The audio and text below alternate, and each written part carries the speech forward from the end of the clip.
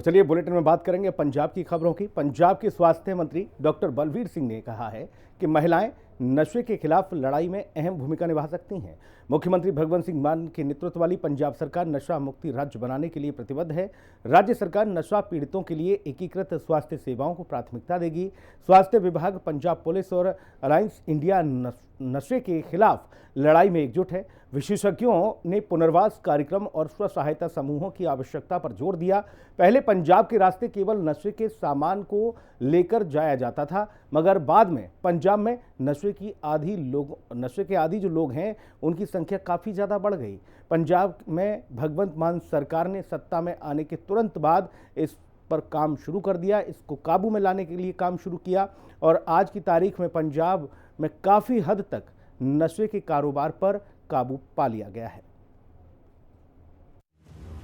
पंजाब के स्वास्थ्य मंत्री डॉक्टर बलबीर सिंह का बयान। महिलाएं नशे के खिलाफ लड़ाई में अहम भूमिका निभा सकती हैं। पंजाब सरकार नशा मुक्त राज्य बनाने के लिए प्रतिबद्ध। नशा पीड़ितों के लिए एकीकृत स्वास्थ्य सेवाओं को प्राथमिकता। पुनर्वास कार्यक्रम और स्व सहायता समूहों की आवश्यकता पर जोर। मुख्यमंत्री भगवंत सिंह मान के निर्देशों के अनुसार नशों को खतरे से निपटने के लिए पंजाब के प्रयासों को मजबूत करते हुए नशों के खिलाफ लड़ाई में महिलाओं को सशक्त बनाने के तरीकों पर चर्चा के लिए स्टेक होल्डर परामर्श आयोजित किया गया है। स्वास्थ्य सेवाएं निदेशालय में आयोजित इस कार्यशाला की अध्यक्षता स्वास्थ्य एवं परिवार कल्याण मंत्री डॉक्टर बलबीर सिंह ने वर्चुअल रूप से की। इसके अलावा सभी जिलों के मनोवैज्ञानिक, पंजाब पुलिस के प्रतिनिधि और विभिन्न एनजीओ भी इस कार्यशाला में शामिल हुए हैं। डॉक्टर बलबीर सिंह ने नशों के खिलाफ लड़ाई में महिलाओं की भागीदारी के महत्व पर जोर दिया।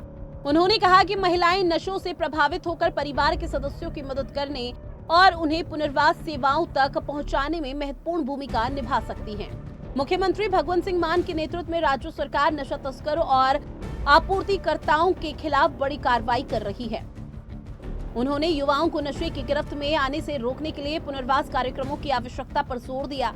कार्यशाला के समापन पर डॉक्टर बलबीर सिंह ने सभी भागीदारों से पंजाब को नशा मुक्त राज्य बनाने और मुख्यमंत्री भगवंत सिंह मान के रंगला पंजाब के सपने को साकार करने के लिए एकजुट होकर काम करने की अपील की है। पुलिस विभाग की special director general, special DGP community affairs division Gurpreet Kaur दियो ने कहा है कि पंजाब पुलिस महिलाओं से जुड़ने और उन्हें नशों के खिलाफ लड़ाई में सहयोग देने के लिए एक आउटरीच कार्यक्रम शुरू करेगी। उन्होंने कहा कि महिलाएं नशों के खिलाफ लड़ाई में अहम भूमिका निभा सकती हैं। इस भूमिका को निभाने के लिए महिलाओं को सशक्त बनाने की जरूरत है। स्वास्थ्य सेवाओं के निदेशक डॉक्टर हतिंदर कौर ने सिविल सर्जनों, मानसिक स्वास्थ्य विशेषज्ञों और नशा मुक्ति सेवा प्रदाताओं की एकीकृत स्वास्थ्य सेवाओं को प्राथमिकता देने और इस प्रक्रिया में महिलाओं की भागीदारी सुनिश्चित करने के निर्देश दिए। इस दौरान असिस्टेंट डायरेक्टर और राज्य मानसिक स्वास्थ्य अधिकारी डॉक्टर संदीप भोला ने अलायंस इंडिया की डॉक्टर मंजू बांसल को और कुणाल किशोर के साथ नशों के खिलाफ लड़ाई में महिलाओं की भागीदारी की आवश्यकता पर प्रकाश डाला। उन्होंने कहा कि महिलाएं नशे के दुरुपयोग से प्रभावित व्यक्तियों को महत्वपूर्ण सहायता प्रदान कर सकती हैं और उन्हें पुनर्वास सेवाओं तक पहुंचाने में मदद कर सकती हैं। ब्यूरो रिपोर्ट, हिंदी खबर। उधर पंजाब के बिजली और लोक निर्माण मंत्री हरभजन सिंह ईटीओ ने बताया है कि अप्रैल 2022 से अब तक पीएसपीसीएल और पीएसटीसीएल में 6,586 भर्तियां हुई हैं। साथ ही पीएसपीसीएल में साल 2025-26 में 4,864 भर्तियां की जाएंगी। उन्होंने यह भी बताया कि 35 सहायक इंजीनियरों को भी नियुक्ति पत्र सौंपे और साथ ही पंजाब सरकार बिजली को लेकर काफ़ी प्रतिबद्ध है। कोशिश ये है कि लोगों को किसी तरह की कोई परेशानी ना हो और पंजाब में सभी के लिए 300 यूनिट बिजली फ्री है। साथ ही बिजली को सुचारू रूप से चलाने रखने के लिए पीएसपीसीएल और पीएसपीटीएल की जिम्मेदारी है। साथ ही बिजली मंत्री ईटीओ ने कहा कि हमारी ये कोशिश है कि उनके विभाग में कोई भी पद जो है वो खाली न रहे। पंजाब सरकार की कोशिश यह भी है कि युवाओं को सरकारी नौकरी दी जाए। अब भगवंत मान सरकार 50,000 से ज़्यादा युवाओं को सरकारी नौकरी अब तक दे चुकी है।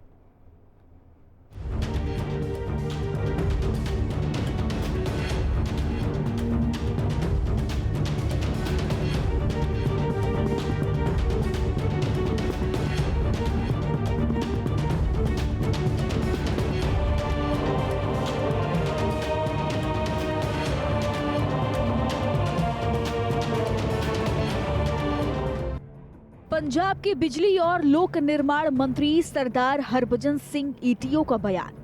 अप्रैल 2022 से अब तक पीएसपीसीएल और पीएसटीसीएल में 6,586 भर्तियां हुई। पीएसपीसीएल में साल 2025-26 में 4,864 और भर्तियां की जाएंगी। ईटीओ ने 35 सहायक इंजीनियरों को नियुक्ति पत्र सौंपे। पंजाब के बिजली और लोक निर्माण मंत्री सरदार हरभजन सिंह ईटीओ ने घोषणा की है कि अप्रैल 2022 से पंजाब राज्य पावर कॉरपोरेशन लिमिटेड यानी पीएसपीसीएल और पंजाब राज्य ट्रांसमिशन कॉरपोरेशन लिमिटेड यानी पीएसटीसीएल की तरफ से कुल 6,586 भर्तियां की गई हैं। बिजली मंत्री ने यह भी खुलासा किया कि साल 2025-26 के दौरान पीएसपीसीएल में 4,864 और भर्तियां की जाएंगी। 35 सहायक इंजीनियरों को नियुक्ति पत्र सौंपते हुए मंत्री सरदार हरभजन सिंह ईटीओ ने बताया कि इन कुल भर्तियों में से 4,444 युवाओं को पीएसपीसीएल में और 782 को पीएसटीसीएल में सीधी भर्ती के माध्यम से भर्ती किया गया है। इसके अलावा 1,360 व्यक्तियों को कर्मचारियों की मृत्यु पर कंपैशनेट ग्राउंड पर भर्ती किया गया है। इन भर्तियों का मुख्य उद्देश्य युवाओं को ज्यादा से ज्यादा रोजगार के मौके प्रदान करना और बिजली विभाग के मानव संसाधनों को मजबूत कर प्रदेश वासियों को बेहतर और निर्विघ्न बिजली सेवाएं सुनिश्चित करना है। नियुक्ति पत्र प्राप्त करने वाले 35 सहायक इंजीनियरों में से 22 इलेक्ट्रॉनिक्स और कम्युनिकेशन में जबकि 13 इलेक्ट्रिकल में विशेषज्ञ हैं। हर एक उम्मीदवार से बातचीत के दौरान कैबिनेट मंत्री ने उनकी शैक्षिक योग्यता और विभाग के लिए काम करने की प्राथमिकताओं के बारे में जानकारी ली। उन्होंने नए चुने गए सहायक इंजीनियरों को बधाई दी और उन्हें अपनी ड्यूटी ईमानदारी और मेहनत से निभाने के लिए प्रेरित किया। उन्होंने नए भर्ती किए गए सहायक इंजीनियरों और प्रदेश के बिजली क्षेत्र में उनके योगदान पर विश्वास व्यक्त किया। युवाओं को रोजगार के मौके प्रदान करने के लिए पंजाब सरकार की प्रतिबद्धता को दोहराते हुए बिजली मंत्री सरदार हरभजन सिंह ईटीओ ने बताया, मुख्यमंत्री सरदार भगवंत सिंह मान की अगुवाई में मार्च 2022 में सरकार के गठन से लेकर अब तक 50,000 से ज्यादा युवाओं को रोजगार के मौके प्रदान किए जा चुके हैं। उन्होंने कहा कि पीएसपीसीएल और पीएसटीसीएल पंजाब के लोगों को बेहतर बिजली सेवाएं प्रदान करने के लिए महत्वपूर्ण कोशिश कर रहे हैं। उन्होंने विश्वास दिलाया कि सरकार रोजगार के और मौके उत्पन्न करने और बिजली विभाग की तरफ से प्रदान की जाने वाली बुनियादी ढांचे और सेवाओं को बेहतर बनाने पर ध्यान केंद्रित करती रहेगी। ब्यूरो रिपोर्ट, हिंदी खबर। ऑल इंडिया सर्विसेज हॉकी, कुश्ती और वॉलीबॉल टूर्नामेंट के लिए पंजाब की टीमों के ट्रायल 3 फरवरी को होंगे और central civil services cultural and sports board की तरफ से ऑल इंडिया सर्विसेज हॉकी, कुश्ती और पुरुष एवं महिलाएं वॉलीबॉल टूर्नामेंट 14 से 28 फरवरी 2025 तक अलग अलग दिन अलग अलग जगहों पर होगा। पंजाब सरकार खेलों को विशेष तवज्जो देती है और हाल ही में खत्म हुए पेरिस ओलंपिक में पंजाब के खिलाड़ियों ने काफ़ी अच्छा प्रदर्शन किया था। साथ ही ओलंपिक में कांस्य पदक जीतने वाली हॉकी टीम में ज़्यादातर खिलाड़ी पंजाब के थे। सरकार की कोशिश होती है कि खिलाड़ियों को स्कूल से ही चुनकर तैयार किया जाए। ब्लॉक, जिला और राज्य स्तर पर कई खेल प्रतियोगिताएं होती हैं जिसमें खिलाड़ी बेहतर प्रदर्शन करते हुए राष्ट्रीय और अंतर्राष्ट्रीय स्तर पर पहुंचते हैं। साथ ही पंजाब सरकार खिलाड़ियों को देश के अलावा विदेश में भी ट्रेनिंग दिलवाती है।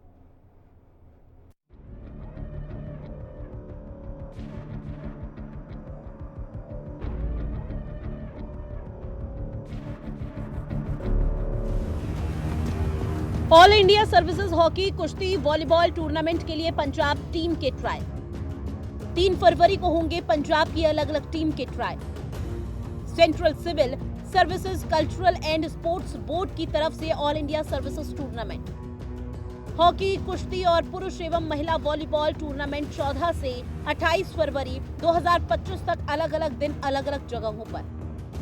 पंजाब की टीमों के लिए ट्रायल 3 फरवरी को 11 बजे होंगे। हॉकी टीमों के ट्रेन के लिए trial Surjit hockey stadium Jalandhar, कुश्ती के ट्रायल नेहरू स्टेडियम फरीदकोट और वॉलीबॉल टीमों के ट्रेन के लिए ट्रायल मल्टीपर्पज खेल स्टेडियम सेक्टर 63 साहिबजादा अजीत सिंह नगर मोहाली में होंगे। खेल विभाग के प्रवक्ता ने बताया कि इन ट्रायल्स में सुरक्षा सेवाओं, अर्धसैनिक बलों, केंद्रीय पुलिस संगठन, police, RPF, CISF, BSF, ITBP और एनएसजी के कर्मचारी, स्वायत्त निकाय, उप निगम, सार्वजनिक क्षेत्र के बैंक, यहाँ तक कि केंद्रीय मंत्रालयों की तरफ से संचालित बैंक भी अस्थायी दिहाड़ी पर काम करने वाले कर्मचारी, कार्यालयों में अस्थायी रूप से कार्यरत कर्मचारी और 6 महीने से कम समय से नियमित सेवाओं में कार्यरत नए भर्ती किए गए कर्मचारियों को छोड़कर अन्य विभिन्न विभागों के नियमित सरकारी कर्मचारी अपने विभागों से अनापत्ति प्रमाण पत्र यानी कि एनओसी प्राप्त करने के बाद ही हिस्सा ले सकते हैं। इस टूर्नामेंट में आने जाने, ठहरने और भोजन आदि का खर्च खिलाड़ियों को स्वयं उठाना होगा। ब्यूरो रिपोर्ट, हिंदी खबर।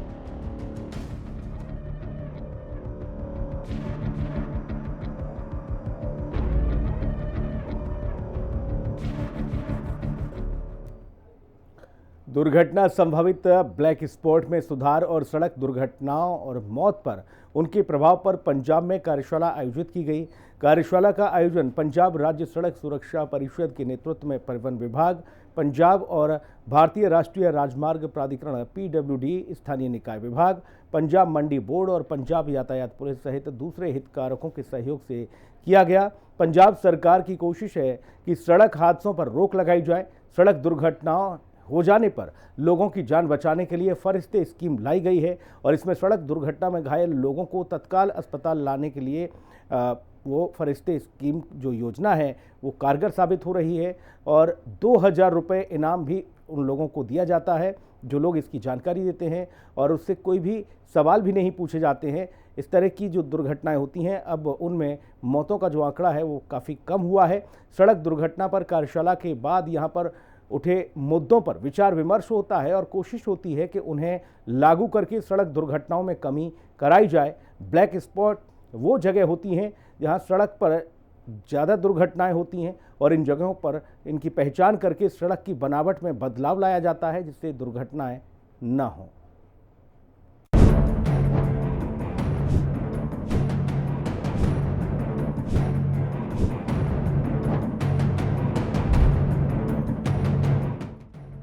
दुर्घटना संभावित ब्लैक स्पॉट्स में सुधार पर कार्यशाला। सड़क दुर्घटना और मौत पर उसके प्रभाव पर भी कार्यशाला में चर्चा।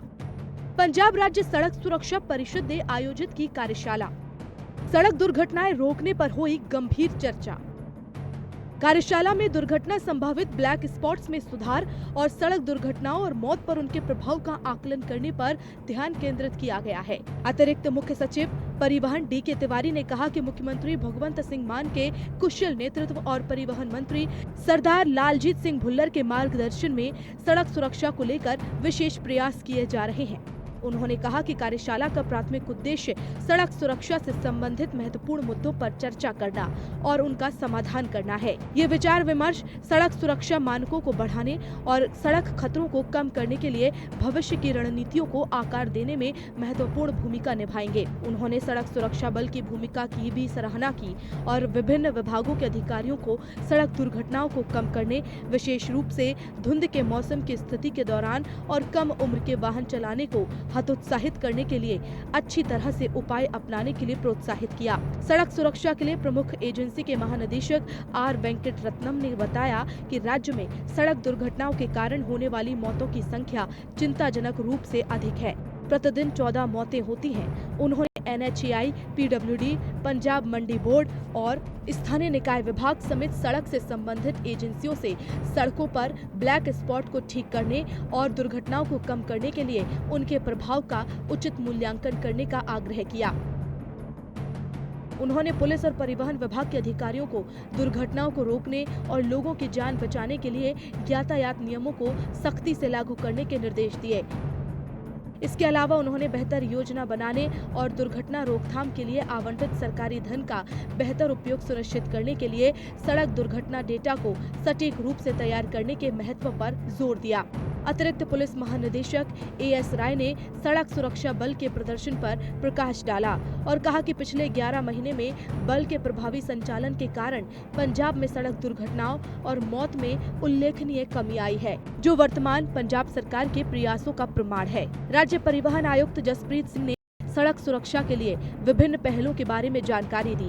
उन्होंने स्कूल और कॉलेज के छात्रों के लिए विशेष जागरूकता अभियान, सीट बेल्ट पहनने का महत्व, पुराने वाहनों को खत्म करना, प्रमुख शहरों में इलेक्ट्रॉनिक निगरानी आधारित चालान, थर्ड पार्टी बीमा और प्रदूषण प्रमाण पत्र जांच, ट्रैफिक पार्कों के माध्यम से छात्रों को यातायात नियमों के बारे में शिक्षित करना और ऑनलाइन लर्निंग लाइसेंस प्रक्रिया को सरल बनाने पर जोर दिया। NHAI के क्षेत्रीय अधिकारी विपनेश शर्मा ने सड़क सुरक्षा पहलों के बारे में जानकारी दी और सड़क दुर्घटनाओं को कम करने और लोगों की जान बचाने के लिए ब्लैक स्पॉट को सुधारने के लिए विभाग की तरफ से किए गए प्रयासों के बारे में जानकारी दी। और पंजाब की खबरों में फिलहाल इतना ही। खबरें लगातार जारी हैं। आप बने रहिए हिंदी खबर के साथ। नमस्कार।